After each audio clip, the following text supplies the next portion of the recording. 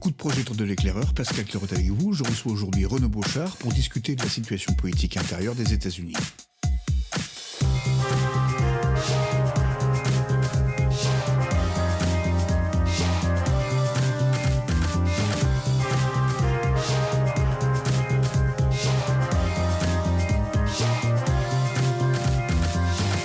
Renaud Beauchard est avocat, il vit depuis plus d'une vingtaine d'années aux USA, il a notamment travaillé pour la Banque mondiale et la Millennium Challenge Corporation. C'est un fin connaisseur de la politique intérieure américaine et il revient pour nous sur l'état d'un pays qui est au bord de l'implosion. Renaud Beauchard, merci beaucoup de nous parler, de prendre le temps de le faire. Est-ce qu'on pourrait commencer, s'il vous plaît, par l'énorme bombe que viennent de lâcher le trio Matt Taibbi, Michael Shellenberger et Alex Guten-Tag il y a 2 jours? Oui, alors d'abord merci pour cet entretien. Encore une fois, je vous le dis, j'aime beaucoup ce que vous faites. Je suis très très content de m'exprimer sur un média vraiment indépendant. Vous le prouvez d'ailleurs en mentionnant Matt Taibbi, Alex Guten-Tag et Michael Shellenberger, qui dont les noms sont quasiment inconnus pour la plupart des gens qui travaillent dans les médias mainstream. J'avoue que sur ces dernières révélations, en fait, j'ai écouté en direct l'autre jour Matt Taibbi, donc je dois rattraper un petit peu sur la question. Je pense que j'en traiterai d'ailleurs dans ma prochaine chronique dans 15 jours sur Toxin. Mais dans l'essentiel, ce que ces révélations apportent, quelque chose qui était un secret de polichinelle, à savoir que les agences de renseignement avaient espionné la campagne de Trump dès semble-t-il 2015 et dès l'ascension de Trump, bien avant même les premiers débats des primaires. Et en fait, on retrouve ici les prémices du Russiagate. On voit que c'était véritablement une construction narrative qui avait été élaborée dès les premiers signes de danger posé par une éventuelle candidature Trump. Donc, j'avoue que sur ce sujet, je dois me remettre à jour. J'ai pas eu le temps, à vrai dire, depuis.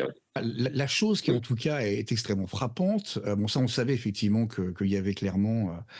il y a deux choses que moi je trouve frappantes. La première, c'est qu'effectivement, si cela a été fait, c'est quelque chose qui ne peut venir que de la Maison Blanche, puisqu'on parle de plusieurs agences de renseignement. Donc ça vient forcément c'est intelligence community, quoi. Je vois mal Brennan et puis le directeur du FBI dont j'ai oublié le nom. Oui, tandis que là, on voit que c'est toute la communauté du renseignement qui, et puis le patron de la NSC s'amusait à prendre des décisions pareilles de leur propre chef. Hein. J. Edgar Hoover le faisait de son temps, mais il le faisait qu'avec le FBI. Hein. Voilà, donc c'est tout à fait coordonné. Et ce qui est également frappant, et là c'est là aussi j'aimerais bien avoir votre avis, parce que ça va avoir des conséquences non négligeables pour nous, Européens, si Trump est élu, ce qui semble être relativement probable, hein, c'est qu'ils ont demandé à des services alliés d'espionner sur la campagne de Trump. Alors non seulement par des interceptions électroniques, téléphoniques et tout ce que vous voulez, mais également par des mesures directes, hein, actives, hein, de tamponnage des conseillers de Trump. Hein. Oui, bon, ça, on avait déjà une idée de tout ça avec le rapport de Christopher Steele. Oui, mais il était dans le privé, Steele, hein, même si c'est un chien du MI6, hein, il travaillait pour une boîte qui était privée. Il était dans le privé. Non, mais là, en fait, ça confirme ce que tout le monde subodorait, en tout cas dans la sphère indépendante. Que tous les moyens sont bons, que et on voit très très bien depuis les révélations sur par exemple le fait que les services secrets ukrainiens maintenant pouvaient demander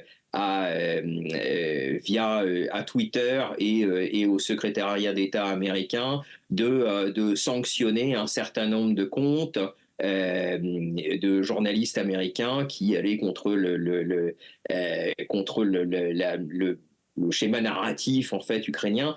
Donc en fait, oui, chaque jour on apprend de nouvelles choses mais au fond, compte tenu du compte-gouttes qui nous alimente depuis un certain nombre d'années, je dirais qu'il n'y a rien de surprenant.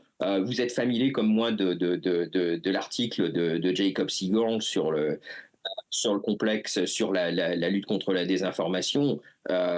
Tout était en germe dans cet article. Tous les mécanismes sont expliqués dans cet article. Lorsqu'on a lu cet article, plus rien ne surprend. Mais les conséquences pour l'Europe, parce que là, imaginez que Trump est élu, il s'est pris près de 3 ans d'enquête avec un procureur spécial, traîné dans la boue, ça a quand même pourri sa première présidence. On sait très bien que s'il est élu, et en plus, mais ça on en parlera après, si le vice-président qu'il aura choisi est celui dont on parle, ça risque quand même, il risque tout de même d'avoir, on va dire, parlons clairement, une grosse purge à Washington. Mais quelles vont être les conséquences pour l'Europe déjà, on sait déjà que les Anglais ont participé à cela. Donc, je ne sais pas si vous avez vu la sortie de Marjorie Taylor Greene sur Sky News à propos de David Cameron. Oui, j'ai vu ça, oui. Bon, on voit l'ambiance et on sait très bien que pour la campagne de Trump, il n'y a pas eu que les services anglais. Il y en a eu d'autres et qui font pas forcément partie des Five Eyes, c'est-à-dire ces 3 pays, ces 4 pays, pardon, anglo-saxons plus les États-Unis qui se partagent tous les renseignements et font partie. Ils sont ceux qui étaient à l'origine d'échelons, notamment. Mais quelles pourraient être les conséquences?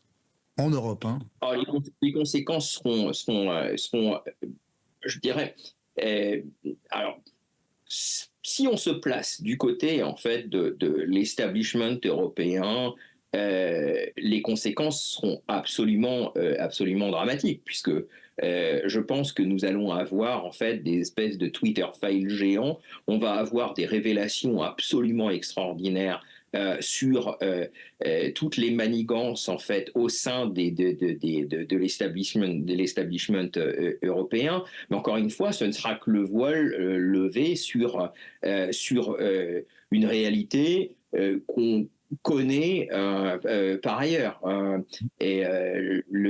n'a à la rigueur pas besoin de ce dévoilement. Les choses sont dites de manière apparente. On voit très très bien lorsque l'importance qui est donnée à la lutte contre la désinformation et sous couvert de la lutte contre la désinformation, c'est-à-dire une censure et même une censure préalable selon les méthodes du pre-bunking de tout propos qui serait peu commode, qui serait peu accommodant pour les establishments des nations occidentales, voire même pour, je dirais, la classe professionnelle managériale occidentale en général. Donc, en fait, les conséquences pour eux seront désastreuses.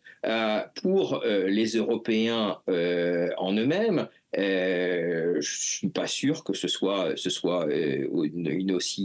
une aussi mauvaise nouvelle que ça, d'avoir véritablement une Amérique qui révèle l'ampleur en fait des manigances menées par les élites mondiales. Et de la corruption, hein, parce qu'ils sont quand même à l'origine de ça.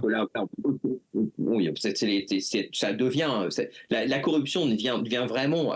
Mais c'est incroyable. Je ne sais pas si vous avez entendu parler, par exemple, de l'affaire Fannie Willis, qui est cette procureure du comté de Fenton en Géorgie, qui risque d'être déportée en raison de conflits très profonds. Notamment, en fait, elle avait nommé, dans le cadre de l'enquête RICO, qui était l'enquête pour RICO, c'est une loi fédérale sur l'association de malfaiteurs qui est utilisée pour lutter contre les organisations mafieuses.